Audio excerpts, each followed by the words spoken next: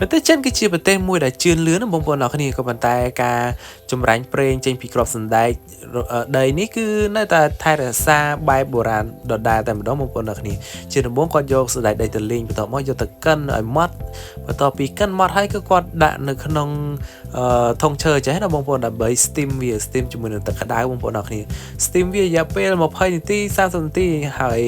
អឺគុំតិចសណ្ដែកដីហ្នឹងឡើងคล้ายជាដូចនំប៉័ងអញ្ចឹងបងប្អូនអ្នកគ្នាបាទហើយបន្ទាប់មកយកឫស្សីហ្នឹងបាទកងឫស្សីយកបាទដាក់តម្រៀបអញ្ចឹងទៅបងប្អូនអ្នកគ្នាដើម្បីឲ្យវាពូតវាទៅមានភាពងាយស្រួលអញ្ចឹងណាកុំឲ្យវាបែកបាទបន្ទាប់មកគាត់យកកពិតយកមកកាត់ម្ដងមកប្រទេសម្ដងមកប្រទេសមើលទៅតំណងខ្លះមែនតើដូចនំប៉័ងយ៉ាងបងប្អូនអ្នកគ្នាហើយគ្រាន់តែគាត់សង្កត់ដៃតិចប៉ុណ្្នឹងទេក៏ប៉ុន្តែប្រេងរបស់សណ្ដែកដីហ្នឹងគឺចេញមកប្រងព្រាតែម្ដងបងប្អូនតើគ្នាគឺគេថែរក្សាបែបប្រពៃណីបែបបុរាណអញ្ចឹងអាហ្នឹង traditional របស់គេផ្ទាល់តែម្ដងបងប្អូនអ្នកគ្នាគឺគាត់ចូលចិត្តប្រើប្រេងហ្នឹងតែម្ដងហើយមើលកន្លែងគៀបរបស់គេគឺធ្វើចេញពីដើមឈើមួយដើមធំតែម្ដងហើយគាត់ចោះរុនអញ្ចឹងណាបាទមើលទៅតំណងខ្លះមែនតើហើយឥឡូវនេះគឺដើម្បីកាត់បន្ថយកម្លាំងគឺគាត់ប្រើម៉ាស៊ីនរុញហ្នឹងបងប្អូនអ្នកគ្នាបើមួយទៀតហ្នឹងគឺគេ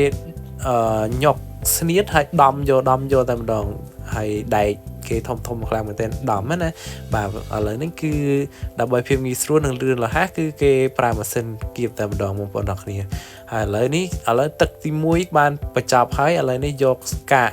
សណ្ដែកដីហ្នឹងយកមកកែច្នៃម្ដងទៀតបាទដើម្បីយកមកធ្វើជាទឹកទី2បងប្អូនអ្នកគ្នាទឹកទី2នេះគឺធ្វើស្តៀងគ្នាដែរក៏ប៉ុន្តែត្រូវប្រើម៉ាស៊ីនដើម្បីសកាត់ឲ្យចូលក្នុងកងឫស្សីបងប្អូនអ្នកគ្នាធ្វើចេញជាប្រទេសបាទហើយបន្ទាប់ពីដាក់ហើយគឺគាត់ចូលនៅក្នុងម៉ាស៊ីនរបស់គាត់មួយសាទៀតបាទអាកន្លែងគៀបរបស់គាត់ហ្នឹងមួយសាទៀតណានេះទឹកទី2បងប្អូនអ្នកគ្នាទឹកទី2ហើយបាទมันអស់ចិត្តនោះទេគឺគៀបឡើង3 4ទឹកបងប្អូនអ្នកគ្នាបាទហើយទាញចេញមកប្រទេសគឺវាកករឹងអញ្ចឹងណាបងប្អូនអ្នកគ្នាដោយសារតែវាកម្លាំងសកត់ធ្ងន់ពេកបាទអញ្ចឹងហើយគាត់ចាប់ផ្ដើមបែកវាសាថ្មីបងប្អូនអ្នកគ្នាដាក់មកដុំបាទតោះមកសកត់ទៀតទេបាទអូដឹងប្រហែលតង់នេះបងប្អូនអ្នកគ្នារំអាចកាក